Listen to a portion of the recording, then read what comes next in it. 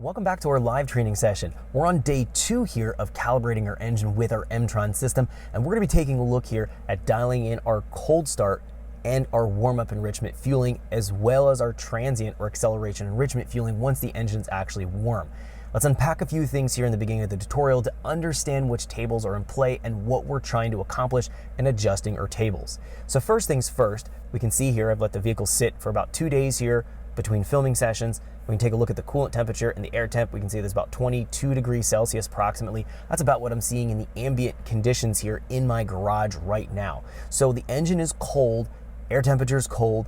Specifically when the engine is cold in terms of our coolant temp reference, this is going to mean that we have to add additional fueling when we're cranking over the engine, when we have our post-start fueling applied, and we have a warm-up enrichment applied to the engine. We'll find that we've dialed everything in on a warm engine, so we know that idle, part throttle, and wide open throttle here on our main VE Table 1, which is non-VTEC operation here in our K-Series engine. This is going to be all accounted for. So that means our fuel and our airflow model are good, and now we can look at specifically dialing in these modifier tables. So if we need to have additional fueling under cranking to get the engine to fire off, or if we need less fueling, we might find that we have the engine running extremely rich or lean when we fire it off for the first few seconds. That would be post-start. Or when the engine's actually running and coming up to operating temperature, that's our warm-up enrichment. Those might need to be tweaked and adjust. Those are all going to be modifiers against our main VE table values here that we've already accounted for and dialed in. So it's very important that we do that process first and then come back in here on a separate day once we let the engine cool down to take a look at these other additional modifiers.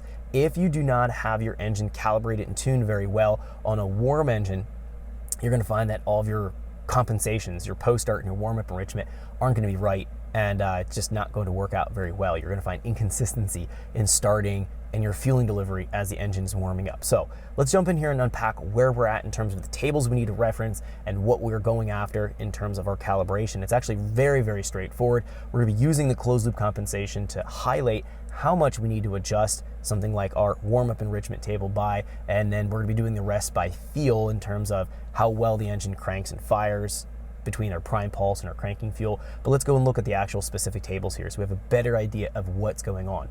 So I'm going to use my escape key here and toggle down using my down arrow into the starting area. And then here we have a pre-injection comp table, we have a crank comp table, and a post-start comp table. These are all used to get the engine to actually fire off and run. Now we do have a pre-injection comp table 2 and crank comp table 2. These are not called on until we get to the higher ethanol content values. This would be with our ethanol content sensor and in a flex fuel strategy. We're not going to be doing a flex fuel tune with this specific vehicle in this calibration process, but I've prepped these tables because I have that flex fuel sensor for the ability to add additional fueling if I need to do so with that ethanol fuel. So these tables are essentially populated, but they're not in play. We're interested in our 3 tables here, specifically get the engine to crank, fire, and run and have a stable running condition for the first 5, 10, 20 seconds after it's fired off. So let's look at this real quick. So we find the pre-injection comp table, or also known as a prime table. This is adding a priming effect to the engine. For the first cranking revolution of the engine, it goes in and it squirts a huge shot of fuel. This primes the combustion chamber. As soon as we've passed that one cranking revolution, it switches over here to the crank comp table. The crank comp table is what we use for more steady state fueling to the engine as it's cranking over. We're going to find this table here is based on firing event counter and engine coolant temperature. Now, the way this table is set up is that as we start to crank over the engine, this firing event counter, that's going to count upwards here. And we're going to notice at a given coolant temperature, as we start to crank it longer and longer, that fueling multiplier for the injector pulse width under cranking starts to dissipate. This is done specifically so we don't flood out the engine. So we don't know where these values should be at. They might need to be lower, might need to be higher.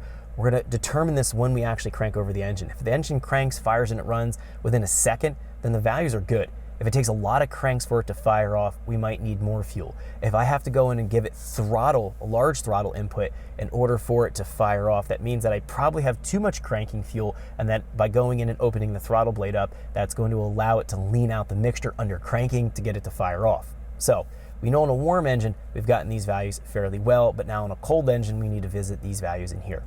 Now we also have, after the engine actually fires off and it exceeds about 350 to 400 RPM, the Emtron's can consider the engine to be running. And that's where it transitions over to our post-start comp table. Now this table is based on, again, coolant temperature and firing event counter.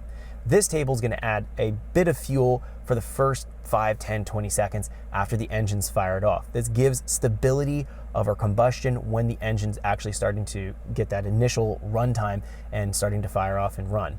So we can see here, again, coolant temperature, firing event counter. I've went in here at 500 firing events and zeroed out the table. So between 0 to, let's say, 250 events, this should be approximately, that's always going to vary a little bit depending on the engine and the engine speed, but we'll find this should give us about a 5 to 20 second window to add that post start in. We don't need it in any longer than that. So we'll find that we want to go ahead and definitely zero that out in our higher firing events counter. So once it's exceeded and once it's went away from the post start, we're going to find that we have our warm-up enrichment table. So our engine temp comp table 1, this is what's known as warm-up enrichment. This table here is based, and we can see it's air mass final grams per cylinder, and then it's going to be based here on also coolant temperature. We can see here when the engine is at our lower air mass final, we have a higher multiplier. This is going to be adding a percentage of fuel, just like the post start, but it's doing it more of a long-term adder. As the coolant temperature is cool on the engine, we're adding that fueling in, and this is going to be something we have to go and take a look at. Are these values valid or not? Do we need more fuel or less fuel? Now this is where we're going to pay attention to our closed loop correction. Now our closed loop correction is taking a look at our desired target lambda, which we can go here and go up to our lambda. Thanks for checking out our teaser clip. If you want to see the rest of this video and more than 500 hours of current EFI training we have to offer, make sure you click right here. If you want to go and check out more teaser clips from this training course, click here, and you don't want to miss any of the videos we're going to be releasing on this channel, so make sure you subscribe and click here. Thanks for watching, and I'll see you guys later.